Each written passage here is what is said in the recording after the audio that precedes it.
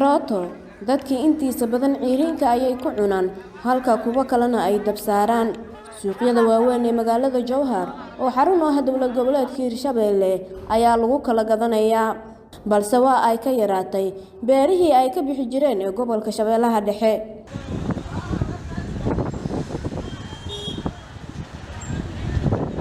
Muqdisho oo banaadir ay buurane oo Shabeellada Dhexe ah iyo meelo kale ayaa looga keenaa Jowhar, waxa ayna ka dugan tahay sidii hore, yacni qiimo ahaan xilligan waa mid ka sareeya sidii hore. mar waa kala qiibinaa marna jumlan kuna marna waa taariikhayna 3,000 aan gadaa mid yarna 2,000 aan gadaa. Laba ka mid ah habeenka ka ganacsada karootada oo si uu u warama ayaa sheegay in qaali noqotay, taasna ay keentay in aysan ka soo go'in beeraha gobolka Shabeellaha Dhexe. lacagta ay ku timaado qofti keeto oo soo qaadaa taqaanaa laakiin gabadha keento waa kasii qaadanaa. laakiin sheegaysa $10 markay wax badan yihiin $20 aa lagu soo qaadanaa. inta meesha taala $3 60,000 shilin Soomaali sida markaas lagu helo. wallaahi alxamdulillah wuxuu ilaahay naga qadar waa ka helnaa meesha.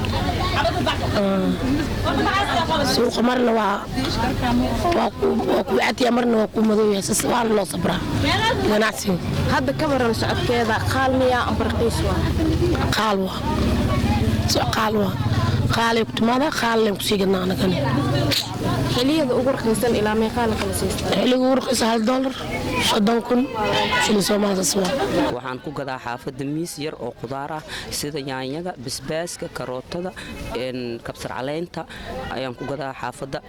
cadar caliyaan ka gataa marka beeca xaafadda aan ku gadaa mid haddaan $3 uga qaato anna $4 aan gataa jamlo ama tafaariikh haddaan u gadaayn xabad 2,000 aan gataa sida karootadoo kaleeto. barbarooniga xabad 2,000 haddaan aaga qaato aan 3,000 aan gataa 1,000 haddaan aaga qaato 2,000 aan gataa xaafaddan ku gadaa. saas wey waxaa loo isticmaalaa nafaqa ahaana loo isticmaalaa sida dadka dhiigga yaraa la siiyaa maskaxday u roon tahay korkaan qofta jiran ama tabaalacay aa loo gadaa waa loo shiidaa.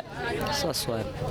waa tahay ma jirtaa dad joogto kaaga gato oo aan u rukuman tahay geedka? sax waa jirtaa xaafadda dad joogto iga gataa jirto sida qajaarka oo kaleeto, karootadan oo kaleeto dad shiitaa jira oo xaafadda igaga gato. hadda $3 aan ku iibiyey xaafadda markaan geeyo waa kala bixiyaa mid yar iyo mid weyn $4 ama $4 iyo bar ay ii goysaa. Dhaqaatiirta iyo dadka kale oo wax badan ka yaqaan karootada ayaa sheegay inay tahay mid nacfi u leh dadka aragtidooda, ay gaaban tahay, yacni dadka aan meel dheer wax ka arag.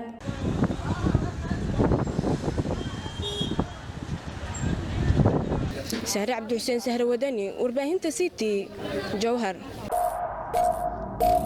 waad ku mahadsan tahay daawashadaada.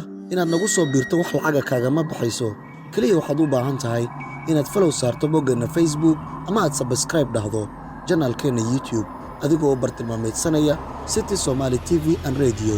la jaanqaad warbaahinteenna oo hel warar iyo barnaamijyo adiga ka hadlaya.